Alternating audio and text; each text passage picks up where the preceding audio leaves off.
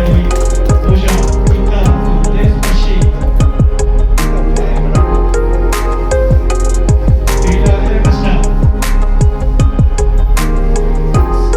ಒಂದು ಕಾರ್ಯಕ್ರಮವನ್ನ ಎಲ್ಲರೂ ಕೂಡ ಮಾಡ್ತಾ ಇದ್ದೀವಿ.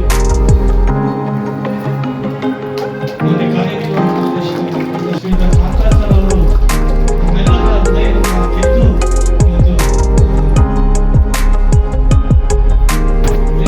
ಕೋಆಪರೇಟಿವ್ ಸೊಸೈಟೀಸ್ ಒಂದು ಕಾರ್ಯವನ್ನು ನಡೆಸಿಕೊಂಡಿದ್ದಾರೆ.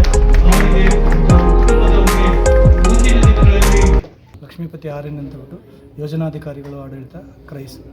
ಸೊ ಇವತ್ತು ಮಾನ್ಯ ಕಾರ್ಯನಿರ್ವಾಹಕ ನಿರ್ದೇಶಕರಾಗಿರ್ತಕ್ಕಂಥ ಶ್ರೀಯುತ ಕಾಂತರಾಜ್ ಸರ್ ಅವರು 2 ವರ್ಷಗಳ ಕಾಲ ಈ ಒಂದು ಕ್ರೈಸನ್ನು ನಡೆಸಿಕೊಟ್ಟು ಯಶಸ್ವಿಯಾಗಿ ಮುನ್ನಡೆಸಿದ್ದಾರೆ.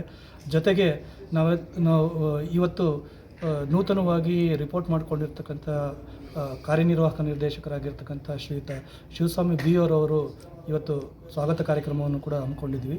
ಈ ಎರಡೂ ಕಾರ್ಯಕ್ರಮಗಳನ್ನು ಅತ್ಯಂತ ಅಚ್ಚುಕಟ್ಟಾಗಿ ನಾವೆಲ್ಲರೂ ಕೂಡ ಇವತ್ತು ನಡೆಸ್ಕೊಟ್ಟಿದ್ದೀವಿ. ಇದೊಂದು ಅತ್ಯಮೂಲ್ಯವಾಗಿರ್ತಕ್ಕಂಥ ಒಂದು ಆತ್ಮೀಯ ಹೃದಯ ಸ್ಪರ್ಶಿ ಒಂದು ಏನೋ ಒಂದು ಕಾರ್ಯಕ್ರಮ ಅಂತಂದರೆ ಬಹುಶಃ ತಪ್ಪಾಗಲಾರ್ದು.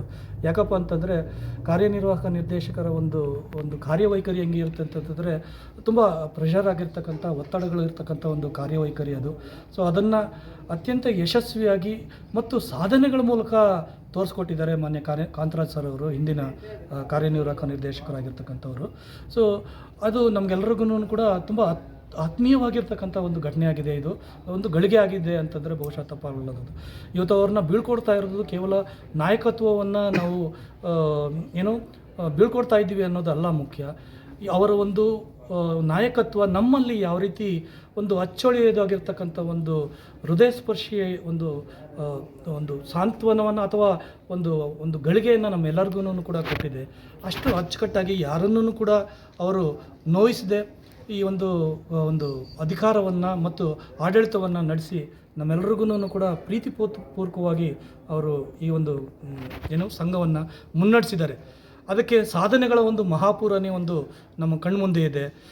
ಸುಮಾರು 1999ರಿಂದ 2026ವರೆಗೂ ಅನೇಕ ಕಾರ್ಯನಿರ್ವಾಹಕ ನಿರ್ದೇಶಕರು ಈ ಒಂದು ಸಂಘವನ್ನು ಮುನ್ನಡೆಸಿದ್ದಾರೆ. ಅದರಲ್ಲಿ ಕೆಲವು ಅಧಿಕಾರಿಗಳು ಕಾರ್ಯನಿರ್ವಾಹಕ ನಿರ್ದೇಶಕರು ನಮ್ಮ ಮನಸ್ಸಲ್ಲಿ ಉಳಿದಿದ್ದಾರೆ.